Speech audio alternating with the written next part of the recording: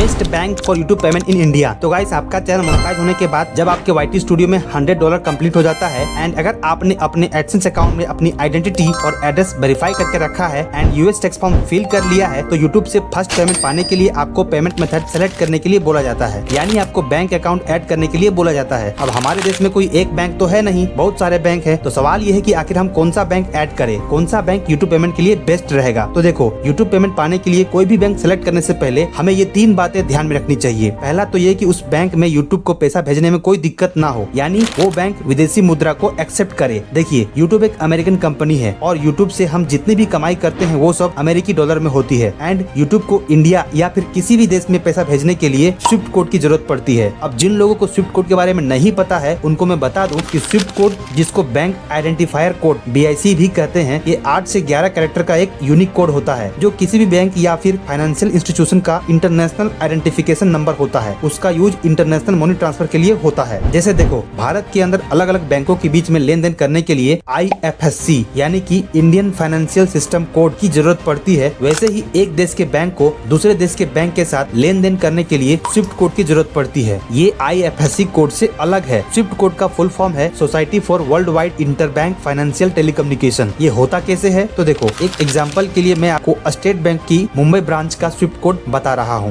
SBININBB104। ये सिर्फ एक एग्जांपल है, इसको आप यूज नहीं करना। तो भाई, जिस बैंक के पास स्विफ्ट कोड अवेलेबल है उस बैंक में यूट्यूब को पेमेंट भेजने में कोई दिक्कत नहीं होगी। अब उस बैंक का स्विफ्ट कोड मिलेगा कैसे तो देखिए, इसके लिए आपका अकाउंट जिस भी बैंक में है उस बैंक में जाइए, उसके मैनेजर से बात कीजिए कि मेरा एक यूट्यूब चैनल है और मुझे एडसेंस से पेमेंट आने वाली है जो कि डॉलर में होगी, इसके लिए मुझे स्विफ्ट कोड चाहिए। जरूरत पड़ी तो अपने एडसेंस अकाउंट की अर्निंग्स भी दिखा सकते हैं। बैंक मैनेजर आपकी हेल्प करेगा। ऑनलाइन इधर उधर मत सर्च करना क्योंकि इसमें गड़बड़ी हो सकती है और आपका पेमेंट फंस सकता है, फिर बाद में बैंक मैनेजर के पास जाना पड़ेगा। इसलिए पहले ही चले जाइए, बेटर रहेगा। यूट्यूब पेमेंट के लिए बैंक को सिलेक्ट करते समय दूसरी चीज जो देखनी चाहिए वो ये कि उस बैंक में फॉरेक्स फीस कितनी लगती है। अब फॉरेक्स फीस क्या है भाई तो देखो, एक करेंसी को दूसरी करेंसी में कन्वर्ट करने के लिए जो चार्जेस पे करने पड़ते हैं उसको फॉरेक्स फीस कहते हैं। यूट्यूब से पेमेंट तो हमें डॉलर के रूप में मिलती है, लेकिन हमें उसको इंडिया में खर्च करने के लिए INR इंडियन रुपीस में चाहिए। तो डॉलर को इंडियन रुपीस में कन्वर्ट करने के लिए बैंक हमसे फॉरेक्स फीस लेती है। जैसे मान के चलो, कोई बैंक $1 पर ₹2 फॉरेक्स फीस लेती है एंड अभी अगर $1 की वैल्यू इंडियन रुपीस में 88 रुपीस है तो $100 का होता है 8,800 रुपया एंड उस पर फॉरेक्स फीस कितना बनता है तो 100 × 2 = 200 रुपया, यानी आपको बैंक को 200 रुपया फॉरेक्स फीस के रूप में देना होगा एंड आपके अकाउंट में कितना क्रेडिट होगा तो 8,800 -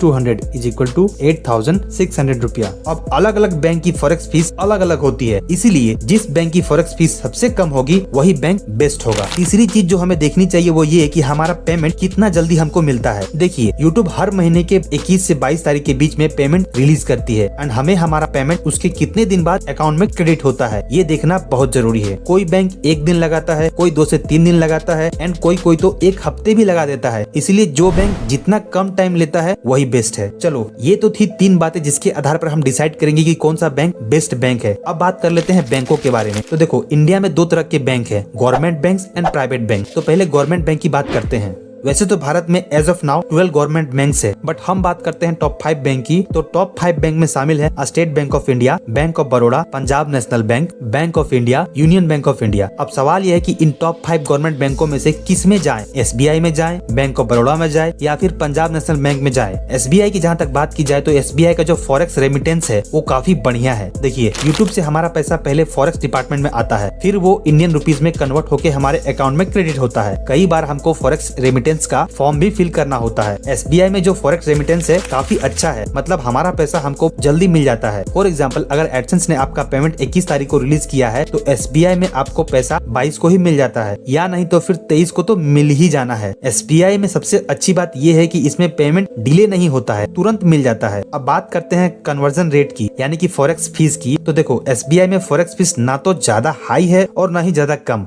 एवरेज है, यानी आपको डॉलर से INR में कन्वर्ट करने के लिए जो चार्जेस लगता है वो एकदम कन्वीनियंट है, क्योंकि इसका फॉरेक्स रेमिटेंस काफी अच्छा है। अब बैंक ऑफ बड़ौदा की बात करें तो बैंक ऑफ बड़ौदा भी अच्छा है, इसमें आपको पेमेंट आने में थोड़ा टाइम लग सकता है, ज्यादा डिले नहीं होता है। बट अगर SBI में 22 से 23 को पेमेंट आता है तो बैंक ऑफ बड़ौदा में 24 से 26 तक आ सकता है। फॉरेक्स फीस की अगर बात की जाए तो इसमें SBI से थोड़ा सा महंगा पड़ेगा, ज्यादा नहीं लेकिन थोड़ा सा महंगा है। जैसे अगर SBI में $1 पर 1 रुपया लगता है तो बैंक ऑफ बड़ौदा में $1 पर 1 रुपया 15 पैसा लग सकता है। ये एग्जैक्ट फिगर नहीं है पर मान के चलो इतना ही होगा। एंड अगर पंजाब नेशनल बैंक की बात करें तो इसमें आपका पैसा लेट मिलता है, इसमें आपको कभी कभी 1 हफ्ता से लेकर के 15 दिन तक भी लग सकता है। किसी किसी के साथ तो ऐसा भी हुआ है कि 1 महीने का पैसा आ गया, दूसरे महीने का पैसा आ गया, तीसरे महीने का पैसा भी आ गया और चौथे महीने का पैसा अटक गया। लेकिन PNB में फॉरेक्स फीस काफी कम लगता है। बाकी बैंक ऑफ इंडिया और यूनियन बैंक ऑफ इंडिया का भी हाल कुछ इस तरह का ही है, इसलिए फर्स्ट चॉइस SBI रखो। अगर SBI पॉसिबल नहीं है तो आप बाकी चारों में से किसी एक में जा सकते हैं। अब बात करते हैं प्राइवेट बैंक की। तो देखो इंडिया में as of now total 21 private bank है जो कि RBI के गाइडलाइन पर काम करती है, और उनमें से जो 3 सबसे पॉपुलर है वो है HDFC bank, ICICI bank and axis bank. अगर HDFC बैंक की बात करें तो इसका फॉरेक्स रेमिटेंस काफी बढ़िया है, आपको आपका पैसा SBI की तरह ही तुरंत मिल जाता है, और इसमें जो फॉरेक्स फीस लगता है वो काफी रिलायबल है, इसमें पेमेंट फंसता नहीं है। और अगर ICICI बैंक की बात करें तो ये भी HDFC की तरह ही बढ़िया है, इसमें भी आपका पैसा आपको 1 से 2 दिन के अंदर में आ जाता है। एंड इसमें भी जो फॉरेक्स फीस है वो काफी कम है पर HDFC से थोड़ा ज्यादा है। एंड अगर एक्सिस बैंक की बात की जाए तो ये भी बढ़िया है, आपका पैसा तुरंत आएगा, बट इसका कन्वर्शन रेट थोड़ा सा हाई है, इसलिए अगर प्राइवेट बैंक में जाना ही है तो HDFC bank is the best choice. तो गाइस अब आपको एक क्लियर आइडिया हो गया होगा कि YouTube पेमेंट पाने के लिए कौन सा बैंक आपके लिए बेस्ट रहेगा। इसके बाद भी अगर बैंक से रिलेटेड कोई भी दिक्कत आ रही हो तो वीडियो में कमेंट करके जरूर पूछना, मैं आपकी हर कमेंट को पढ़ता हूँ, उसका रिप्लाई करता हूँ। एंड गाइस इस वीडियो को एक लाइक और चैनल को सब्सक्राइब जरूर कर लेना, क्योंकि मैं एकदम जेन्युइन वीडियो बनाता हूँ, कोई बकवास नहीं, बिल्कुल काम की बात। और हाँ, वीडियो को हाइप दे देना ताकि ज्यादा से ज्यादा ऑडियंस तक पहुँच सके। मिलते हैं अगले वीडियो में, तब